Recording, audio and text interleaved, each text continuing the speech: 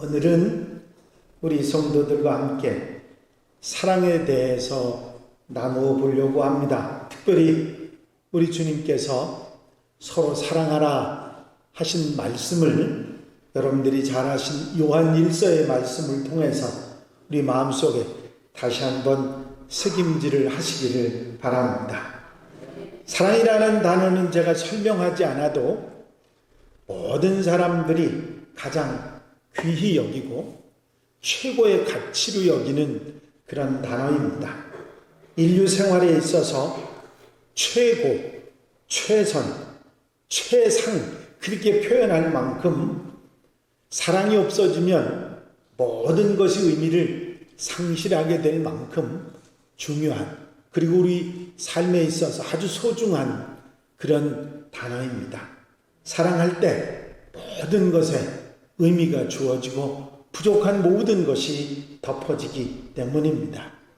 그렇기 때문에 우리가 사는 세상에 사랑을 빼면 아무것도 없다고 말할 소설, 문학 작품, 드라마, 세상에 존재하는 모든 문화에 사랑이 가장 큰 주제로 나와 있습니다. 어떻게 생각하면 식상할 수 있는 단어이기도 하지만 그거 외에는 더 귀한 단어가 없기 때문에 항상 사랑이 소중한 말로 우리에게 전해져 그리고 알려져 있는 것입니다.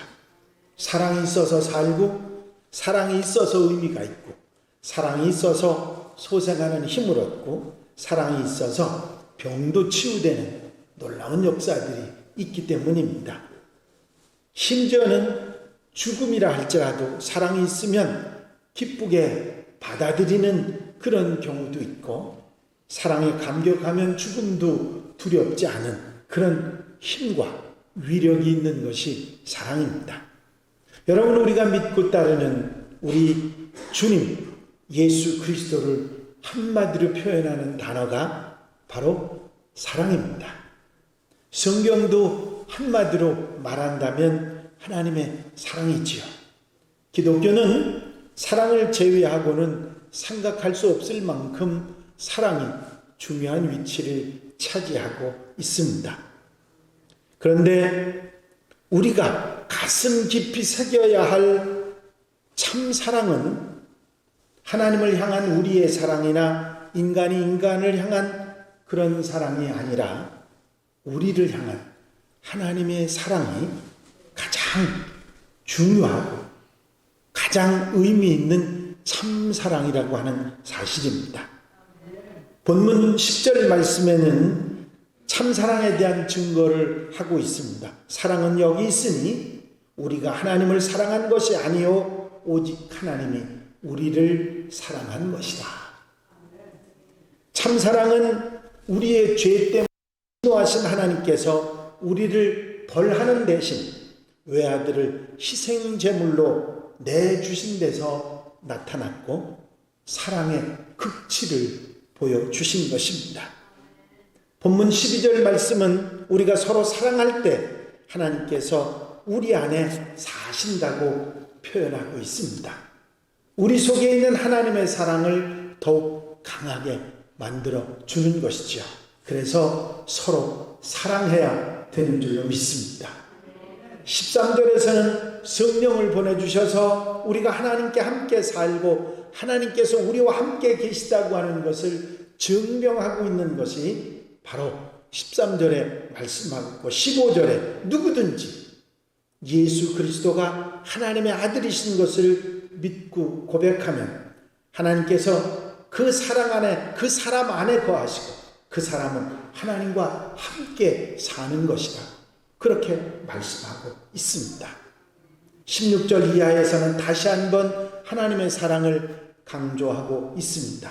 하나님은 사랑이시기에 누구든지 사랑 가운데 사는 사람은 하나님과 함께 사는 것이고 하나님께서도 그 사람과 함께 사시는 것이라 말씀하고 있는 것이죠. 여러분, 하나님께서 먼저 사랑하셨기 때문에 우리도 그 사랑을 배우게 되었다고 선언합니다. 그럼에도 불구하고 입으로는 하나님을 사랑 사랑한다고 하면서 믿음의 형제를 미워한다면 그는 거짓말장이라고 말씀합니다. 자기 눈앞에 있는 형제를 사랑하지 않는 사람이 어떻게 보이지 않는 하나님을 사랑할 수 있느냐 하시는 것이지요. 그래서 하나님께서는 하나님을 사랑하는 사람은 형제를 사랑해야 한다고 하는 것을 우리에게 계명으로 명령으로 주셨다고 하는 것이 오늘 본문의 내용입니다. 서로 사랑하라. 하나님을 사랑하는 사람은 서로 사랑하라. 하나님의 사랑을 받은 사람은 서로 사랑하면서 하나님의 사랑으로 살아가라고 말씀하고 있습니다. 읽으신 요한 1서의 내용은 가장 먼저 사랑의 원천은 하나님이시다 하는 사실을 우리에게 말씀하고 있습니다. 대부분의 사람들은 사랑을 받기는 좋지만 사랑을 주기는 어렵다고 말합니다. 왜일까요? 그 이유는 사랑의 부족함 때문입니다. 사랑을 시작했는데 얼마 지나지 않아서 사랑이 계속되지 못하는 것은 그 사랑이 부족하기 때문이지요. 그게 사랑의 한계입니다. 가진 것이 많으면 많이 줄 수 있지만 모자라면 주고 싶어도 줄 수가 없는 것이죠. 여러분, 사랑은 내 안에서 계속 솟아나오는 게 아닙니다. 사랑의 원천은 따로 있어요. 바로 우리 주님이십니다. 우리는 이것을 절대로 잊어버리지 말아야 됩니다. 오늘 본문 8절에 하나님은 사랑이라, 사랑의 원천임을 분명하게 말씀하고 있습니다. 그래서 원천이신 하나님으로부터 사랑이 이어지지 못한 사람은 사랑의 한계를 드러낼 수밖에 없는 것입니다. 그래서 사랑이 모자라니까 지치고 실패하고 더 이상의 사랑을 베풀고 나눌 수 없게 되는 것이죠. 수돗물이 나오기 위해서는 그 수도 파이프가 저수지까지 연결되어 있어야 합니다. 마찬가지로 우리 사랑이 원천이신 하나님과 연결되어 있는 사람이 사랑의 한계가 없어진다고 하는 것이지요. 여러분, 온전한 사랑은 하나님과의 사랑이 연결되어 있는 사람이 온전한 사랑을 실천할 수 있는 것입니다. 요한복음 7장 38절에 주님이 이런 말씀을 하셨습니다. 나를 믿는 자는 그 배에서 생수의 강이 흘러나리라. 사랑이 내 안에 넘친다면 얼마든지 나누어 줄 수 있지만 그렇지 못하면 줄 수가 없는 것이죠. 그러니 우리가 하나님의 믿는 자녀들로서 하나님과 연결된 삶이 늘 있어질 때 그 하나님의 사랑을 계속해서 나누어 줄 수가 있는 것입니다. 여러분, 사랑의 원천은 내가 아닙니다. 사랑의 출발점은 하나님이시고 그 하나님과 나와의 연결이 계속되고 그 사랑이 계속 내게 연결되어 주어질 때 나눌 수 있는 것이지, 그렇지 않으면 우리의 사랑은 한계에 부딪히고 마는 것입니다. 이 사실을 잊어버리지 말고 언제 어디서 어떤 상황 속에서도 하나님과의 연결이 끊어지지 않는 하나님의 백성들이 되시기를 바랍니다. 여기서 말하는 사랑이 그럼 구체적으로 무엇인가 생각해 보십시오. 사랑의, 사람의, 상대방의 진정한 필요를 도와주기 위해서 나를 희생하는 것, 그게 바로 사랑입니다. 여러분, 희생 없이는 사랑이라는 말을 내놓을 수가 없죠. 적선하듯이 그냥 가진 걸 조금 나누어 주는 것이 사랑이라고 생각하시면 안 됩니다. 사랑은 반드시 희생이 뒤따르게 돼 있고 그것을 아까워하지 않는 마음이 실려 있는 것이 사랑입니다. 독일의 유명한 작곡가 멘델스존이라고 하는 사람이 있는데 그 할아버지가 모세 멘델스존입니다. 그분은 얼굴이 좀 잘생기지 못했습니다. 그것뿐만 아니라 꼽추였어요. 그래서 어느 날 이 모세 멘델스존이 한 상인의 집에 가서 프롬치라고 하는 여인을 만났는데 그냥 한눈에 반해버렸습니다. 그래서 그 프롬처에 대한 그 사모하는 마음이 있었지만 자기를 알고 나서 어찌할 방법이 없었습니다. 이루어질 수 없는 슬픈 사랑이라는 것을 분명히 알았지만 그 마음속에 그 사모하는 마음이 떠나지 않아서 마지막에 막 일생에 한 번 기회라고 생각하고 그 프롬처라고 하는 여인이 있는 집에 방문을 해서 그녀의 방으로 들어갔습니다. 한 번만이라도 말을 붙여보고 사랑을 고백하고 싶어서 용기를 냈던 것이죠. 꼽주가 정말 모습도 잘생기지 못한 사람이 그 아름다운 여인의 방을 노크를 했습니다. 누구세요? 네, 모세 멘델스존이라는 사람입니다. 방문을 열고 내다보니까 얼굴이 못생긴 정말 흉한 사람이 서 있었습니다. 무슨 일이세요? 눈길 앞은 스쳐 지나가더니 쳐다보지도 않고 이야기를 합니다. 멘델스존은 무슨 말을 해야 될까 망설이다가 이 프롬처에게, 이 아가씨에게 이런 말을 했습니다. 아가씨는 하나님을 믿지요? 하나님의 이 세상에 부부를 본래부터 짝지어준다는 말을 믿으십니까? 그렇게 말했더니 신앙이 있는 처녀였기 때문에 이 말을 듣고 그래요. 그런데 그게 무슨 문제예요? 하고 대답을 했습니다. 그때 이 모세 멘델스존은 그 처녀에게 이런 얘기를 했습니다. 아가씨, 저도 세상에 태어날 때부터 한 여자를 하나님께서 아내로 정해주셨습니다. 그런데 하나님께서 저에게 이런 말씀을 해주셨습니다. 모세 멘델스존아, 너의 아내는 꼽주란다. 꼽주로 정해졌단다. 하나님이 그렇게 말씀하셔서 저는 그 말을 듣고 하나님 안 됩니다. 내 아내가 꼽주라니 그럴 수 없습니다.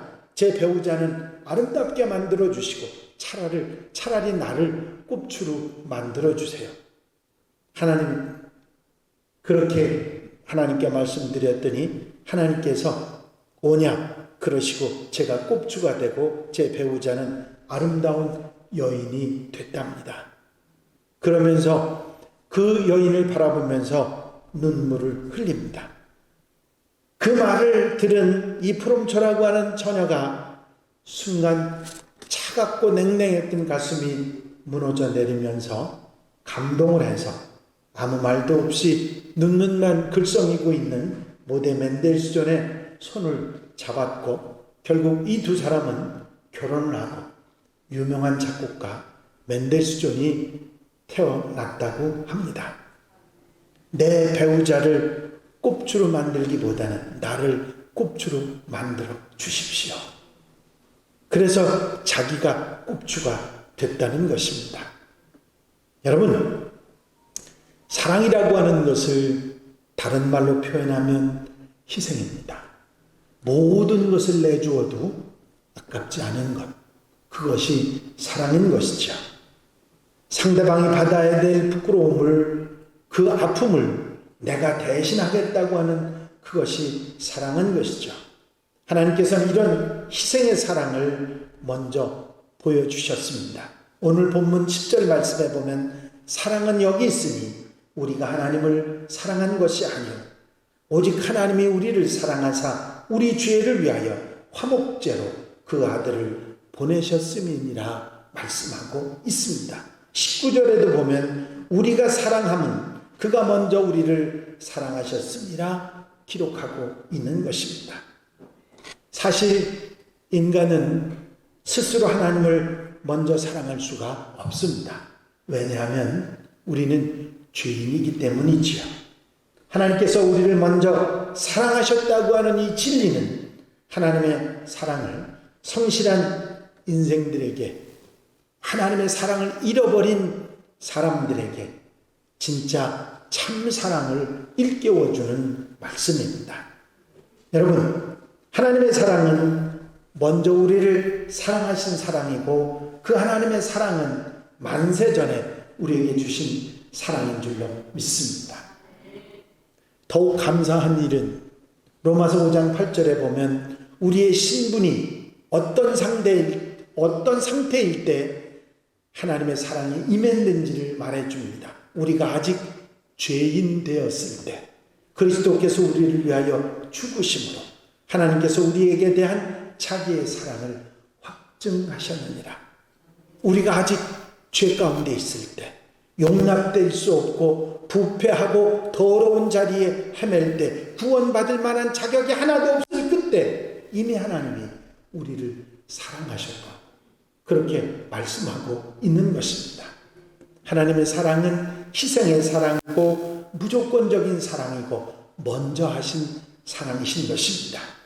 우리의 의도, 우리의 공로를 보고 사랑한 것이 아니고 무조건적이고 일방적인 사랑이 하나님의 사랑이었다고 하는 것이죠.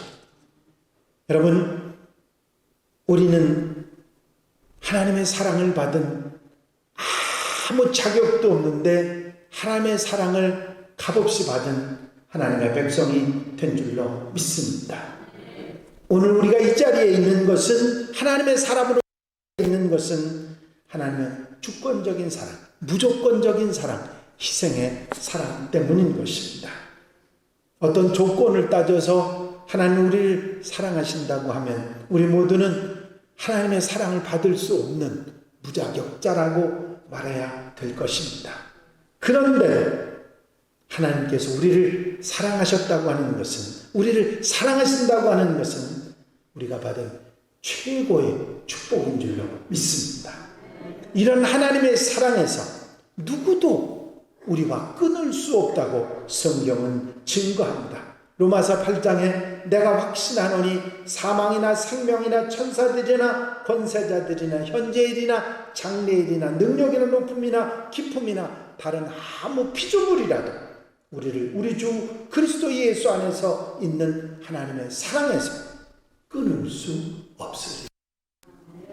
여러분, 하나님 우리를 먼저 사랑하셔 그 사랑이기에 어느 누구도 하나님이 그 사랑을 끊지 않는 한 어느 누구도 어떤 세력도 끊을 수 없는 줄로 믿습니다. 여러분, 그 귀하고 값진 하나님의 사랑을 받은 사람들이 바로 우리들인 줄로 믿습니다. 여러분, 우리는 누구를 사랑해야 됩니까? 우리는 누구를 사랑해야 되는지를 바로 알고 그 사랑을 실천하는 하나님의 사람들이 되어야 됩니다. 우리가 누구를 사랑해야 되는지를 알려고 하면 하나님이 사랑하시는 그것을 알고 하나님이 사랑하시는 것을 뒤따라 사랑하면 됩니다. 하나님이 하시는 대로 그대로 하면 되는 것이죠. 그런데 많은 하나님의 백성들 그리스도인들이 그 반대로 살아가죠. 하나님께서 미워하시는 것을 사랑하고 하나님께서 사랑하시는 것은 미워하는 그런 삶을 살아갑니다. 하나님이 싫어하시는 일만 골라서 하고 하지 말라는 것은 악착같이 하고. 하나님은 누구를 사랑하십니까? 물론 사람을 사랑하시죠. 구체적으로 하나님의 사랑은 죄인들을 사랑하셨습니다. 요한복음 3장 16절 우리 너무 잘 아는 말씀에 하나님이 세상을 이처럼 사랑하사 독생자를 주셨으니 이는 저를 믿는 자마다 멸망치 않고 영생을 얻게 하려 하심이라. 여러분, 여기서 세상은 뭡니까? 멸망받을 수밖에 없는 죄인들이 사는 세상을 말합니다. 그 세상, 그 사람들을 사랑하시는 것이 하나님의 사랑입니다. 성경은 의인은 없나니 하나도 없다고 말씀했고 우리는 실상 의인이라고 말하지만 모두 죄인이었었다는 사실을 우리는 잘 알고 있고 단지 믿음으로 의롭다 하심을 그 인정을 받았을 뿐이지 우리는 아직도 죄 가운데 살고 있는 것이 사실입니다. 그러나 그러한 우리를 사랑하시는 것이 하나님의 사랑인 줄로 믿습니다. 우리 주님은 죄인을 사랑하셨습니다. 배신한 베드로를 사랑하셨고 회방자의 핍박자의 포행자인 바울을 사랑하셨습니다. 여러분, 바울은 이런 고백을 하죠. 나를 등하게 하신 그리스도 예수 우리 주께 내가 감사함은 나를 충성되이 여겨 내게 직분을 맡기시니 내가 전에는 회방자요 핍박자요 포행자였으나 도리어 긍휼을 입은 것은 내가 믿지 아니할 때에 알지 못하고 행했습니다. 이제 알지 못하고 살았던 나를 끝까지 사랑하셔서 불러서 하나님의 사자로 삼아주셨다. 바울은 고백하고 있는 것입니다. 여러분, 우리가 사랑할 대상이 누구냐면 자기 자신을 모르고 자신의 죄됨을 모르고 어리석고 죄되게 살아가는 그런 사람들, 바로 연약한 존재, 그 사람들을 사랑해야 될 사명이 우리에게 있다고 하는 사실입니다.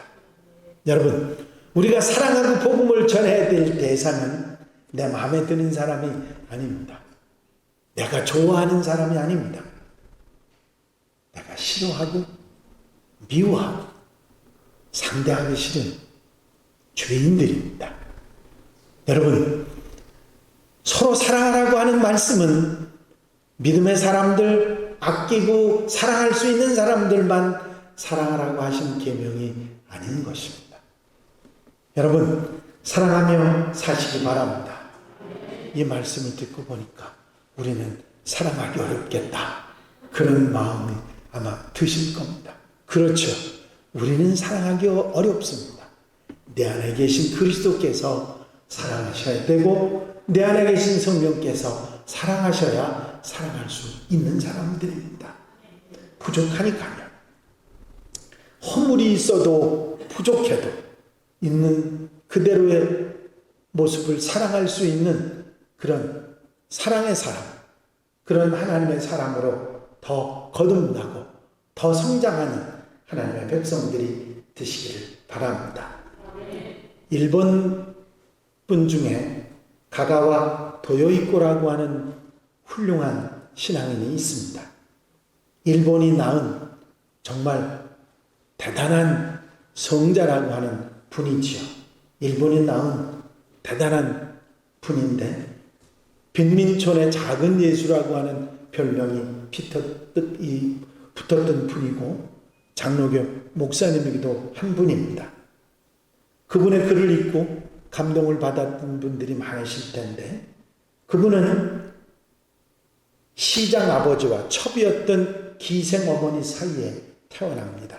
그래서 아버지 집에서 자라기는 했지만 첩의 아들이라고 눈칫밥을 먹어야 했습니다.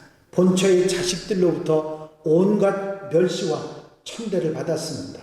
얼마나 자신이 부끄럽고 창피했는지 모릅니다. 왜 나 같은 것을 낳았느냐고 부모를 원망하며 성장했습니다. 그런데 어느 날 담보퉁 위에서 우두커니 기대서서 자기의 생을 비관하고 있을 때 북치고 나팔을 불면서 지나가는 구세군 전도대를 만나게 됩니다.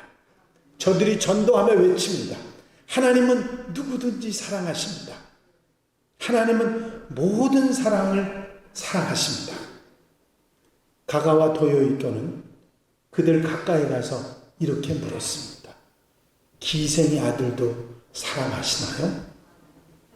아무렴요, 어떤 죄인이라도 하나님은 사랑하십니다.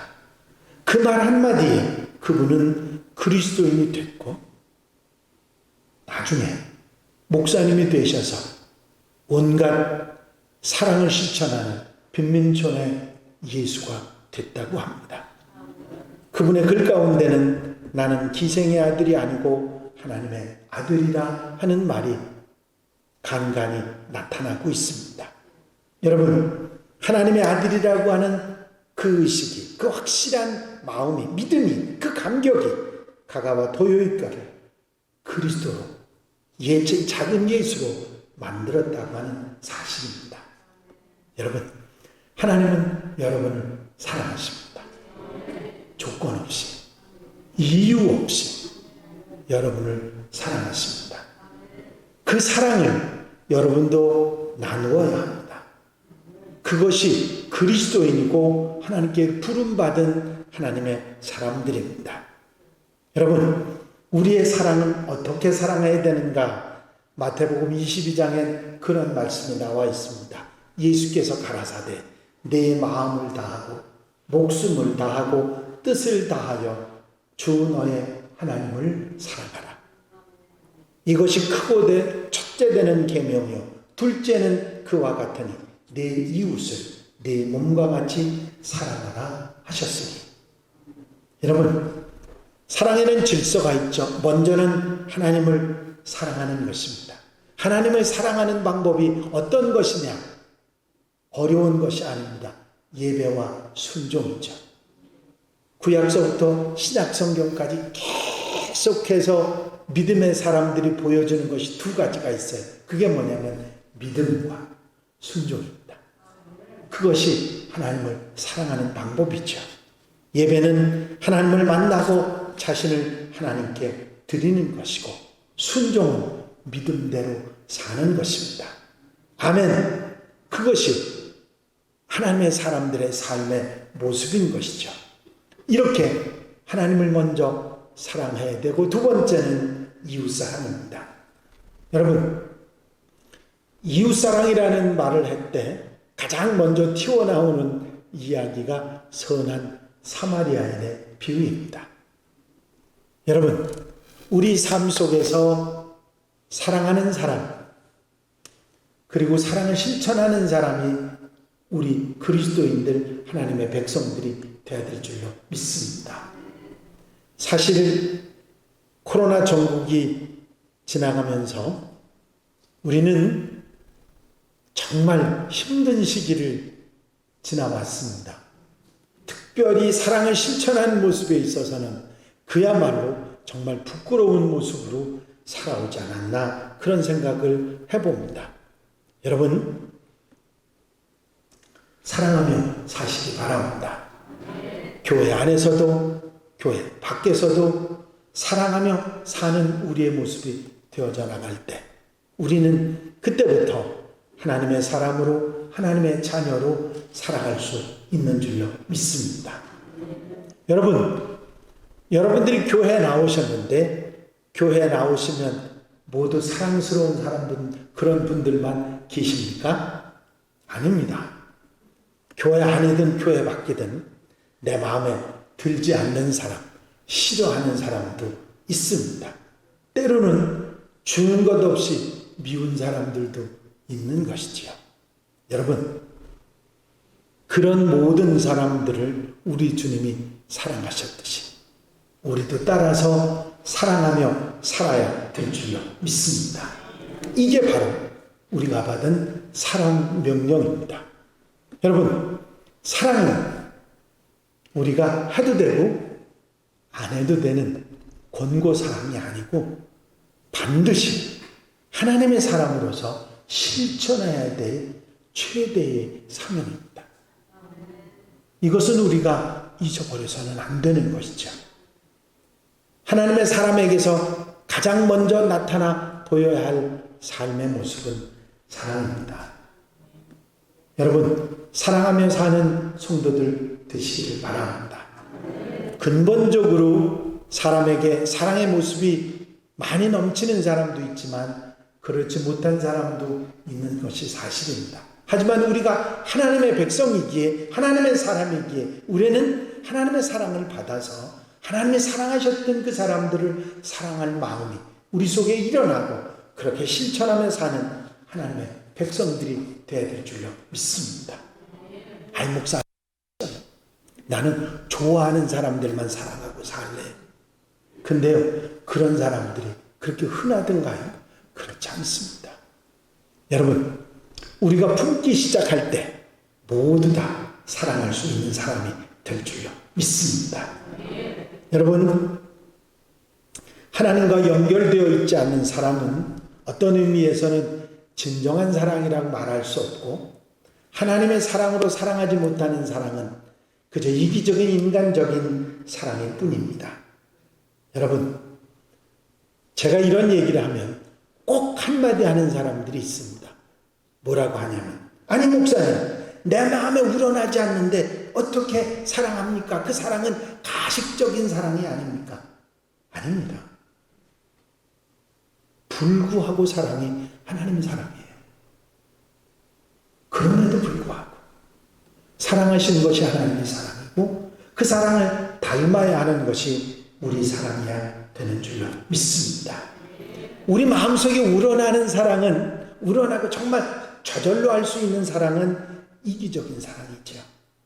자기에게 유익하고 도움이 된다고 생각할 때 사랑할 마음이 생기는 이기적인 사랑. 인간의 사랑이라고 하는 것은 자기중심적인 것이죠. 내 힘으로, 내 노력으로 그건 안 되는 것입니다. 하지만 하나님의 사랑은 모든 것을 가능하게 되는 줄로 믿습니다. 왜? 내가 하는 것이 아니고 하나님이 하시기 때문이고, 내가 하는 것이 아니고 성령이 하시기 때문인 줄로 믿습니다. 여러분, 하나님의 사랑을 내게 주시고 내게 베푸셨으니 그 사랑으로 내가 사랑하며 살게 하소서. 내 마음을 가질 때 내가 통로가 되고 하나님의 사랑이 증거되는 놀라운 역사가 있을 줄로 믿습니다. 서로 사랑하며 사시기 바랍니다. 미운 사람도 싫은 사람도 우리가 사랑하며 살아야 될 것이 하나님의 명령이기 때문입니다. 여러분, 누구든지 하나님의 사랑으로 사랑하고 사는 여러분들 되시기를 바랍니다. 내 안에 주님이 계실 때, 내 안에 성령님이 계실 때 부족하지만 우리는 사랑을 실천하며 살아갈 수 있을 줄로 믿습니다. 왜냐하면 하나님은 사랑이시고 얼마든지 그 사랑을 우리에게 공급해 주시기 때문입니다. 문제는 내가 얼마나 그 사랑을 활용하느냐 못하느냐에 달려 있습니다. 나는 부족합니다. 그러니 주님 도와주시옵소서 할 때 실천하는 놀라운 은혜가 있을 줄로 믿습니다. 여러분, 할 수 있습니다. 사랑할 수 있습니다.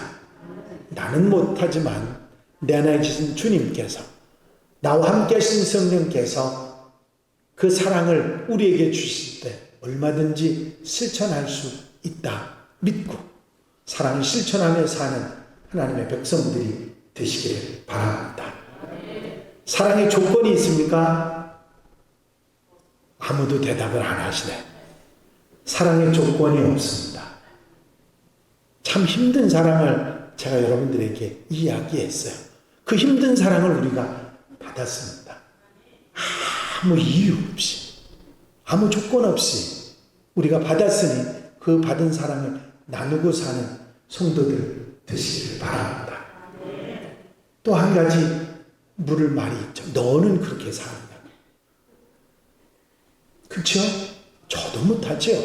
그런데 감히 말할 수 있는 것은 주님이 내 안에 계시니 성령께서 나를 도우시니 할 수 있습니다. 여러분, 아멘 하고 사랑을 실천하며 사는 하나님의 사람들이 되시기를 바랍니다. 지금 이 시대, 지금 이 힘들고 어려운 이 시대 가장 필요한 것이 무엇이냐 묻는다면 이유 따지지 말고 사랑하며 사는 하나님의 사람들입니다. 아멘. 이제 이 사랑을 실천하고 나누고 함께 사는 우리 한양 가족들, 온 성도들이 다 되시기를 주의 이름으로 축원합니다. 축원합니다. 기도드리십니다. 사랑과 은혜가 영심 안에 쓰나고서 하나님, 값없이 정말 부족하고 어리석고 죄된 우리들을 사랑하셔서 한없고 크고 귀한 사랑을 우리에게 주시고 그 사랑을 실천하며 부족한 우리들에게 살아가라고 하셨는데, 그리고 주님께서 내 안에 계시고 성령께서 도우셔서 그 사랑을 실천할 수 있게 하셨는데, 우리가 부족하여 그 사랑을 실천하지 못하고 살아왔고 나만을 위해 살아왔던 부족함을 주님 앞에 고백합니다. 주님, 사랑하며 살게 하여 주시옵소서. 예배와 순종을 통해서 하나님을 사랑하게 하여 주시옵시고, 복음과 아버지 하나님 사랑을 실천해서 많은 사람들을 서로 사랑하며 살아가는 아름다운 사랑의 계면에 아멘하고 살아가는 하나님의 백성들, 한양가족들이 되게 하옵소서. 코로나로 세상이 너무나 삭막해졌습니다.